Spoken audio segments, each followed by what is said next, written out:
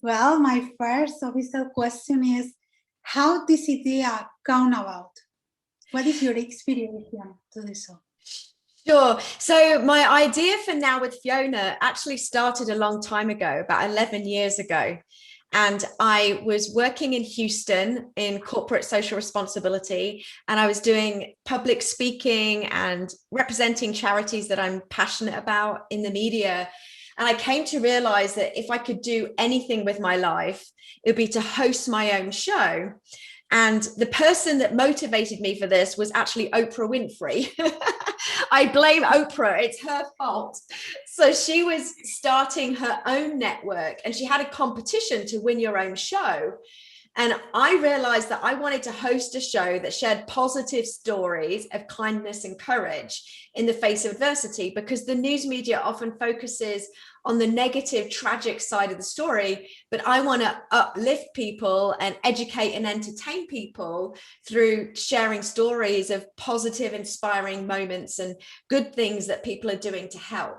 So that's when I came up with the idea of Now With Fiona. And it's just been a journey of self-discovery of how to bring it to fruition ever since.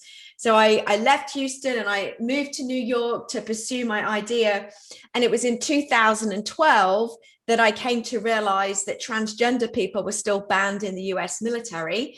As an LGBTQ advocate, I had been doing a lot of speaking engagements around the repeal of Don't Ask, Don't Tell. And we had always said that LGBT people needed to serve in the military. And yet Don't Ask, Don't Tell, when that ban went away, it allowed lesbian, gay and bisexual people to serve, but transgender people were still banned. So I spent the next 7 or 8 years focusing on Transmilitary, a project that uplifted transgender service member stories. And of course, that ended up producing a short film with the New York Times, Transgender at War and in Love, that was Emmy nominated. And then my team and I made our feature documentary, Transmilitary, that premiered at South by Southwest and won the Audience Award. And once that was all done, I was in 2019 and I was like, well, what I really want to do is host this TV show that I decided that I came up with in 2010.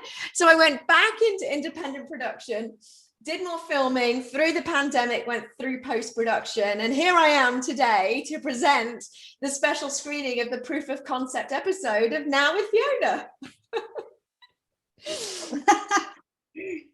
Like a history, my God, I love it. I know.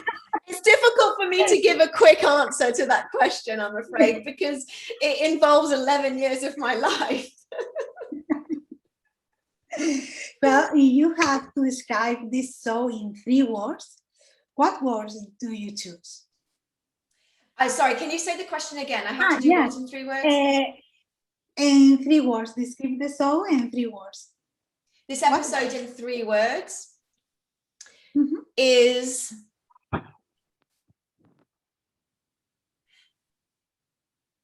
It's difficult. Can I do it in 4 words? Yes. Uplifting and inspirational. There you go. I did it in 3 words. Yes. Uplifting and inspirational. Amazing. Well, you are part of the community. So what means with Now With Fiona means to you, like a part of the community?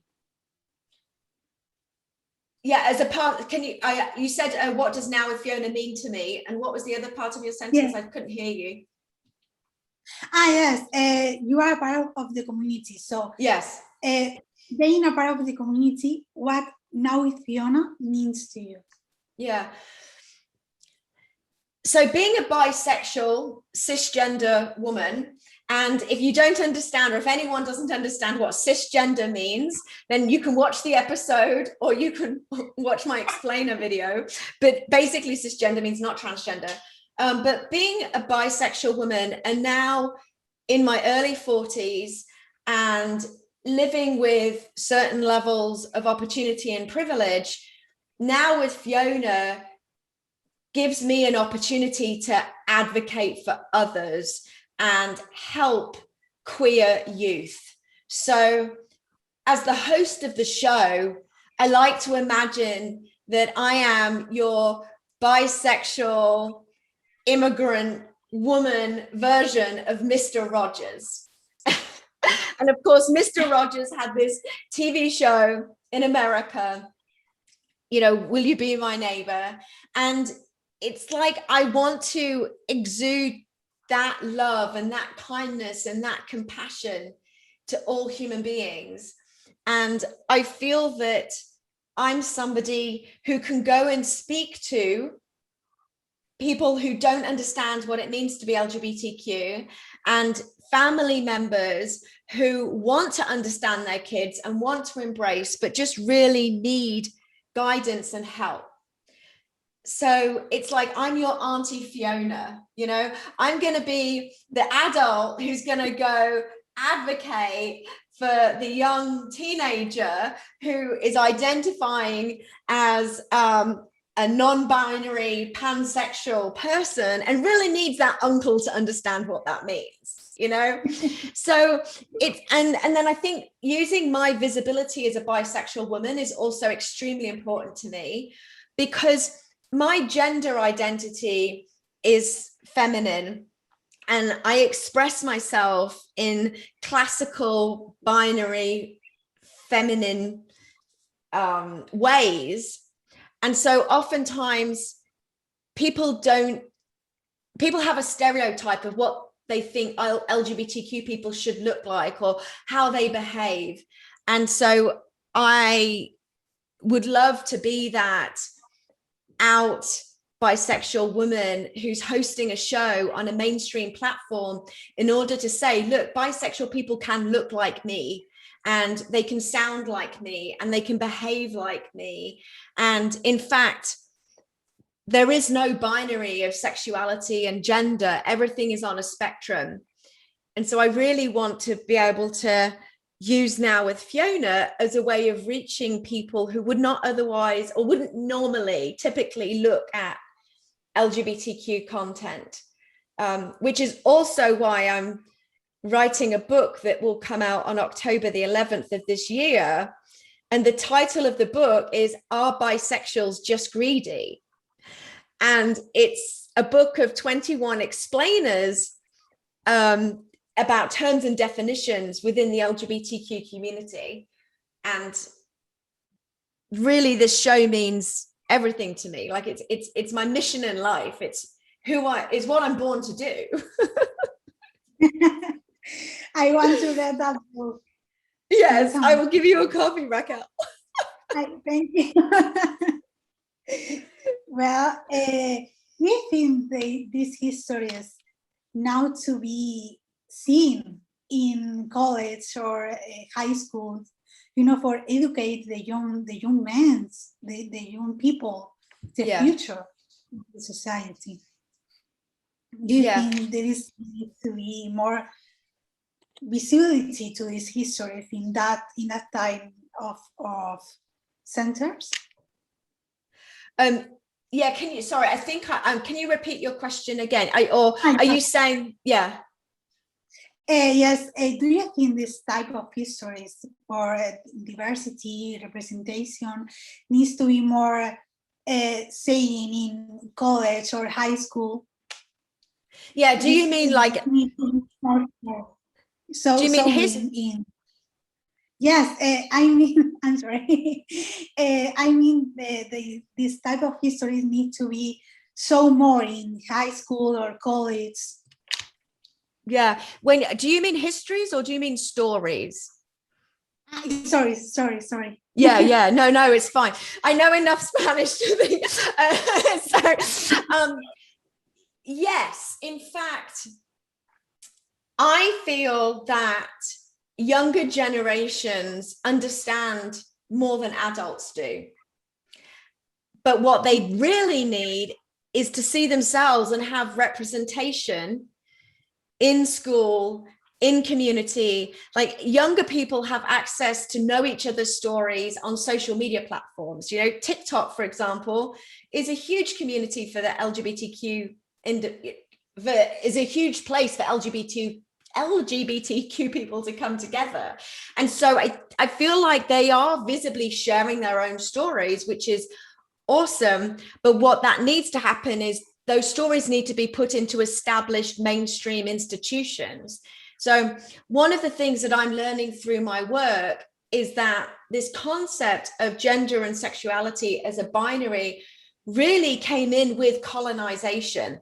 You know, one of my missions in life is to decolonize the worldview of gender and sexuality, because it was this power and control structures that came in and to keep people of different races, different ethnicities, you know, different genders, different sexual orientations in place. And that's when it was like men do this and women do that.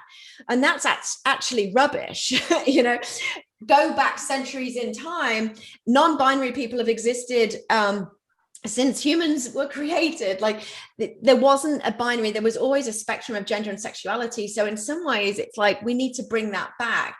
And so I think both history and stories need to be told in a more accurate way within schools. And in fact, one of my friends is a school teacher, and she's approached me saying, Fiona, can you come train us teachers? We need to understand how to create an inclusive environment. Because the kids are coming out at younger ages and they have this level of self-awareness about themselves that really pushes away this binary construct. And it's like the adults need help.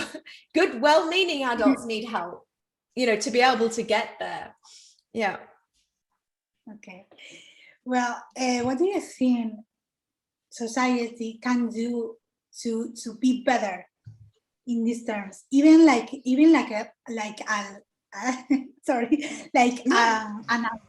of the community, and even like what of the community, even like analysis of the community, ally of the community. Yeah.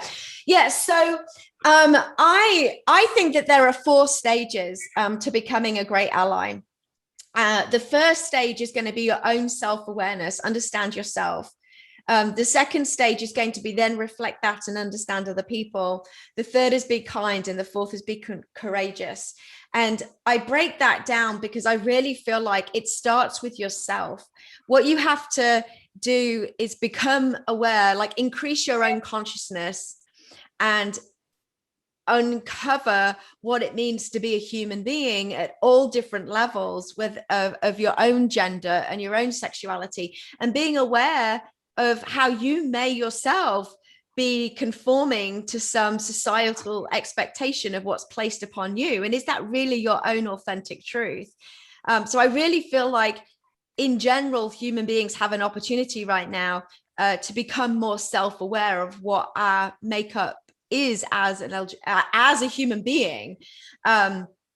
And then the second thing is like awareness of others, because once you can understand yourself, it's easier to then like compare and contrast yourself with somebody else, and, you know, stop making assumptions. Like don't assume someone's pronouns, for example. Don't assume someone's relationship status.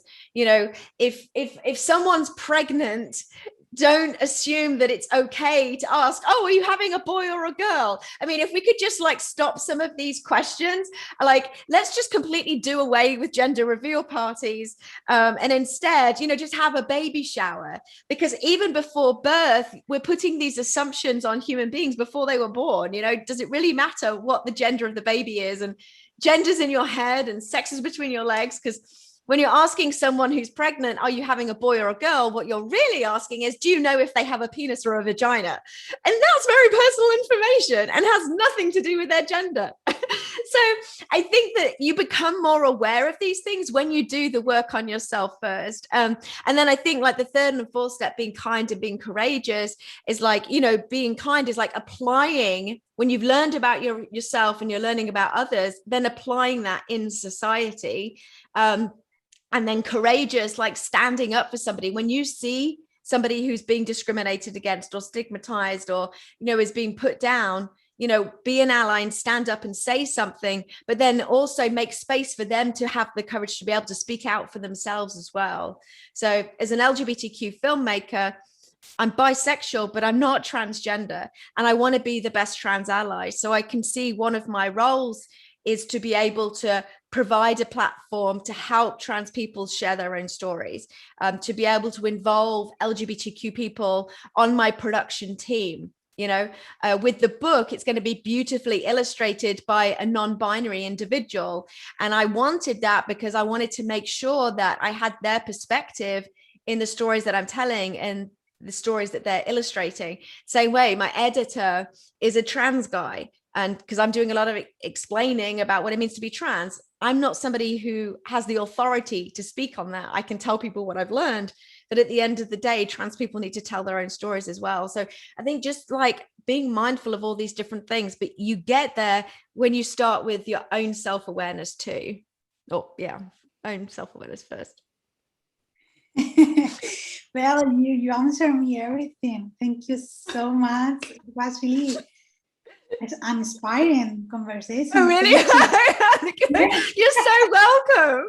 You're so welcome. I mean, I look forward, you know, I thank you so much, Raquel, for covering this. You know, I appreciate your help in getting this out to the world. You know, I look forward to finding co-production companies and distributors who are ready to go make season 1 of Now with Fiona. We already have the log lines written. I want season 1 to be in Texas, a place that I love because it's hot and cheap. And I feel Texas is home. So I'm really grateful that ATX Television Festival is doing this screening. And I look forward to making much more of these stories in the future. So thank you. We need it. We really need it. Thank you so much. It was such You're a pleasure. welcome.